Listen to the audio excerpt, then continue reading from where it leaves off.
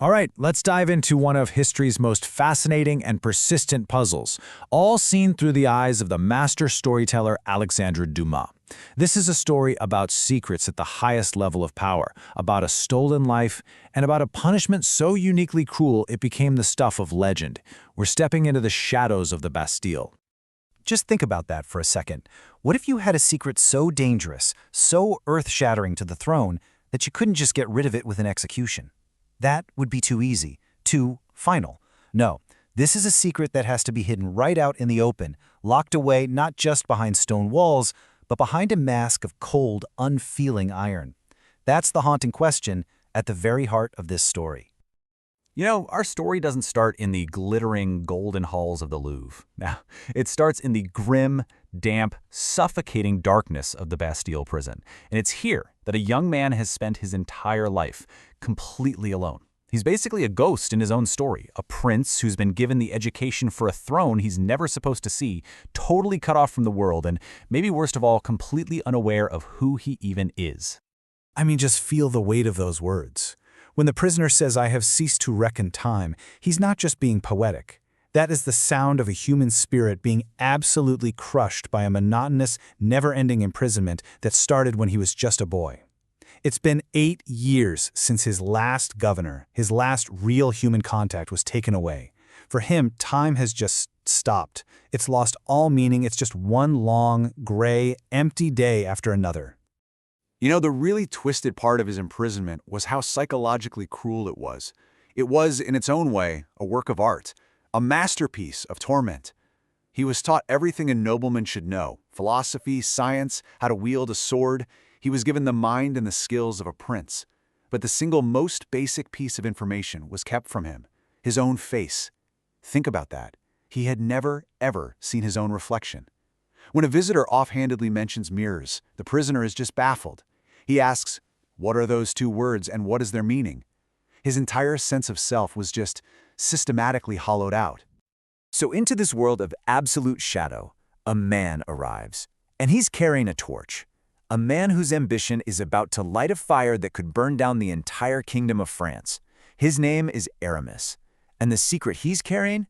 Well, it changes everything. Now, Aramis is a bishop, but he's also a master of secrets and plots. He doesn't show up at the Bastille to offer comfort or pity. He's there with a plan so unbelievably audacious it sounds like complete madness. He sees himself as an agent of God's will, here to tell this prisoner not just who he is, but who he should have been. He is there to light the fuse on a conspiracy that's been years in the making. And right here, this is the heart of the injustice, the big secret. The prisoner's name is Philippe, and he is the identical twin brother of King Louis XIV. See, in an age of kings and divine right, having a twin brother isn't a good thing. It's a disaster. It's a living, breathing, alternate claim to the throne that could tear the country apart in a civil war. So while Louis got to live as the Sun King, the center of the entire universe, Philippe was condemned to a life of total darkness. One brother became the living symbol of France itself, the other became a non-person, a state secret buried alive. And with those words, Aramis just lays it all out. The whole treasonous plan. He's not just promising freedom, he's promising an exchange, a complete and total reversal of fortune. He sells this act of high treason as justice, a way to fix a crime committed by their own mother, Queen Anne, all those years ago to secure the throne for one son over the other. The throne that was stolen from Philippe will be his. And the king who's been sitting on it? Well, he's going to take Philippe's place in the dungeon. It's an absolutely mind-blowing offer, whispered to a man who has absolutely nothing left to lose. So the plan is in place. Now they just need a stage, and what a stage they choose. The plot to overthrow the King of France isn't going to happen in some dark alleyway.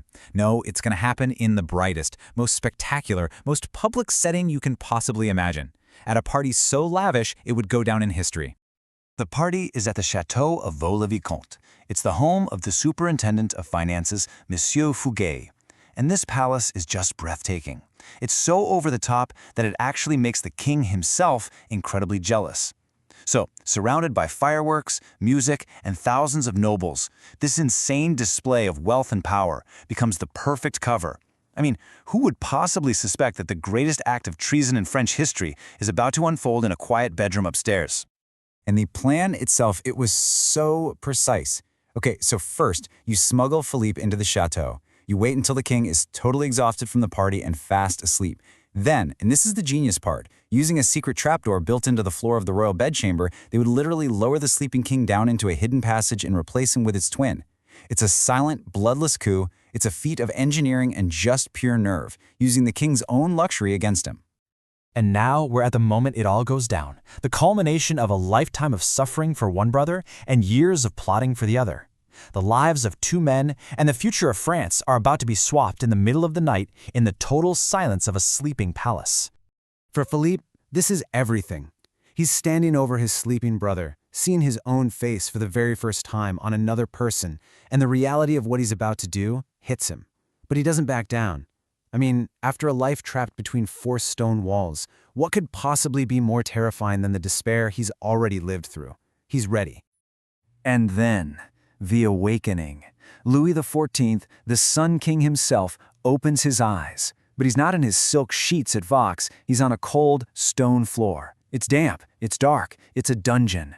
His first instinct is just pure command. Ring for a servant, call a guard. And then the horrifying truth crashes down on him in the silence. There are no bells in the Bastille.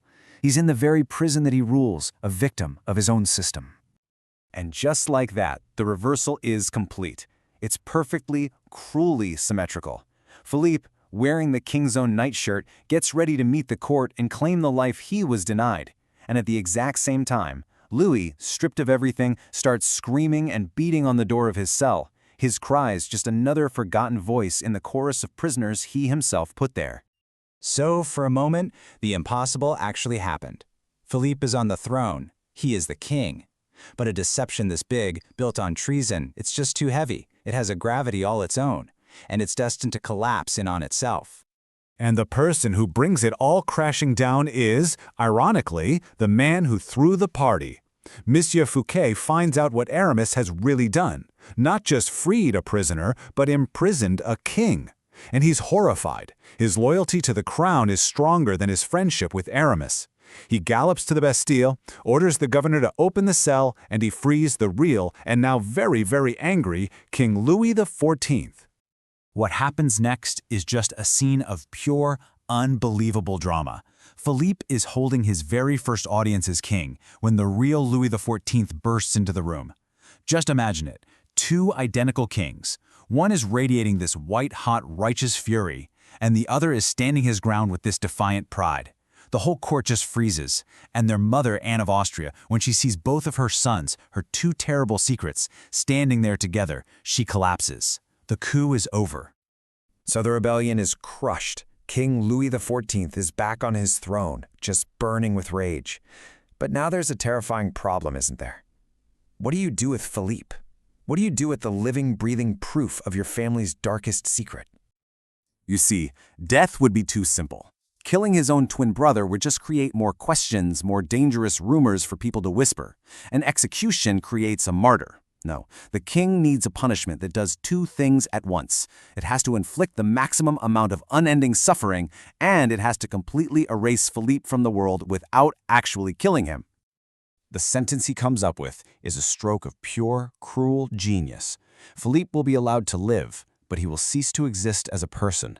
His name will be forgotten, his family ties denied, and most importantly, his face, the face that looks exactly like the king's, must never, ever be seen by another human being again. The king's final decree is life in prison, but with this unique and terrible twist.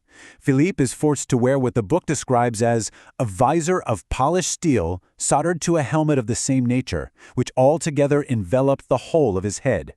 It's a permanent, inescapable prison for his face, a guarantee that the king's likeness will be his, and his alone.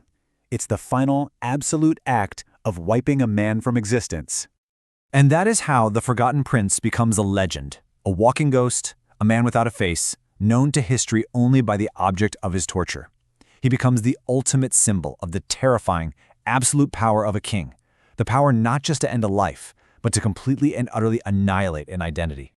And that leaves us with this one last, haunting question to think about. Philippe spent his life in two different prisons. One was made of stone and iron bars, The other was made of polished steel, worn against his own skin. So, which one is really the greater prison? The walls that trap your body, or the mask that completely erases who you are?